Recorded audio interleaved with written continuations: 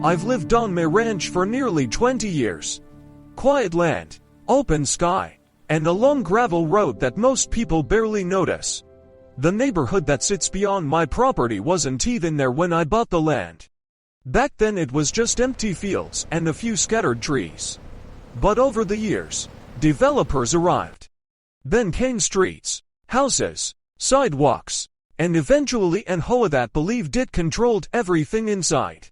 Everything. Except my land. I first noticed something strange one morning while walking the property line. A trench had been dug along the edge of my pasture. Fresh soil piles ran for nearly 200 yards, and orange survey flags were stuck into the ground like someone had marked a construction site. At first, I thought maybe the city had approved some utility work. But when I checked my mailbox, my email, and my property notices, nothing. No permit notification. No request for easement. No letter asking for access.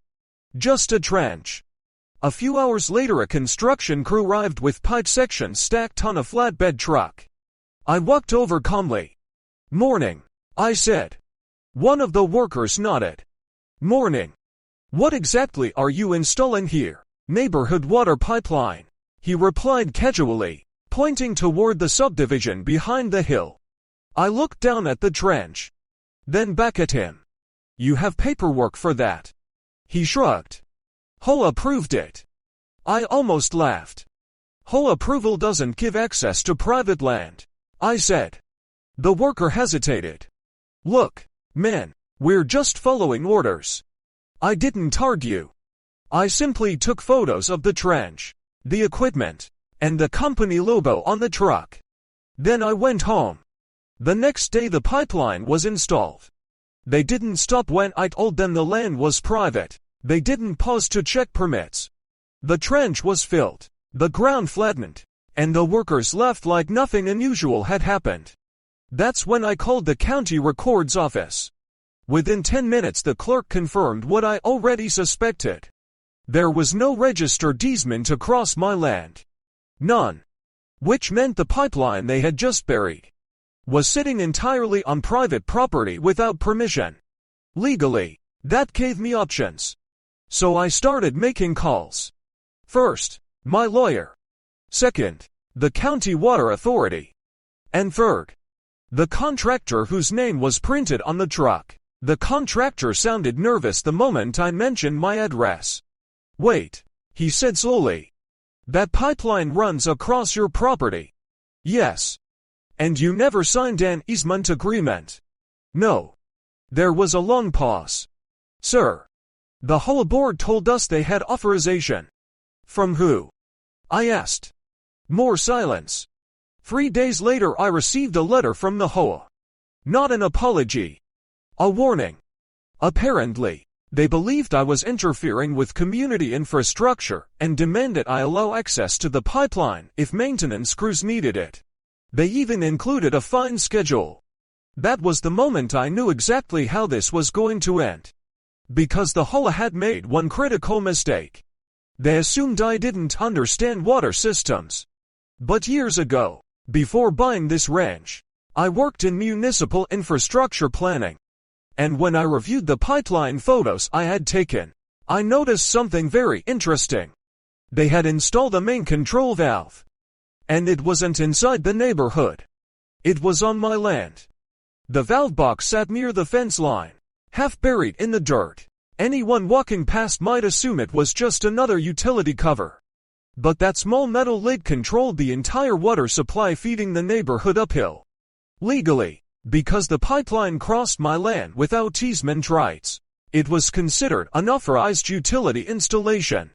Which meant I was allowed to restrict access. So I didn't damage the pipe. I didn't touch the infrastructure. I simply exercised my legal property rights. One quiet afternoon, I walked to the valve box, opened the lid, and turned the valve. About 30 minutes later my phone rang. It was the contractor. "Hey, are you aware the subdivision just lost water pressure?" "I'm aware," I said calmly. "You shut the valve." "I secured unauthorized infrastructure located on my property." "You can't do that," he said. "Actually," my lawyer replied over speakerphone, "he absolutely can." Within 2 hours the HOA president arrived at my gate. Red-faced. Angry. Demanding I turn the water back on immediately. "You're cutting off an entire neighborhood," she shouted.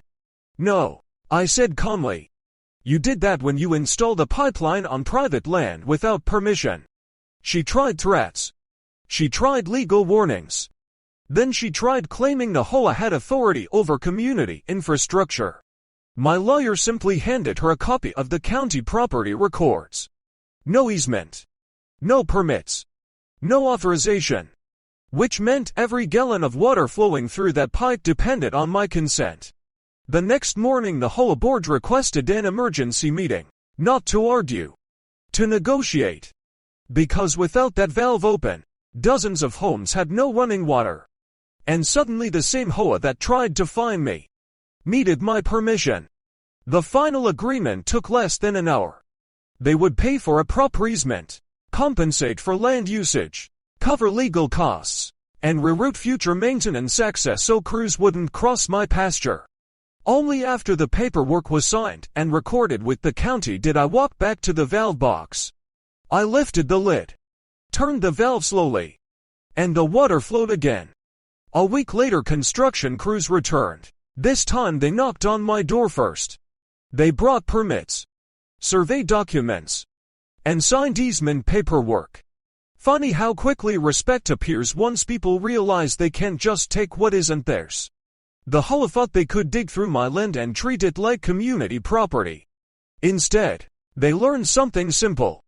If you build a pipeline across someone else's land, you might want to make sure they don't control the valve.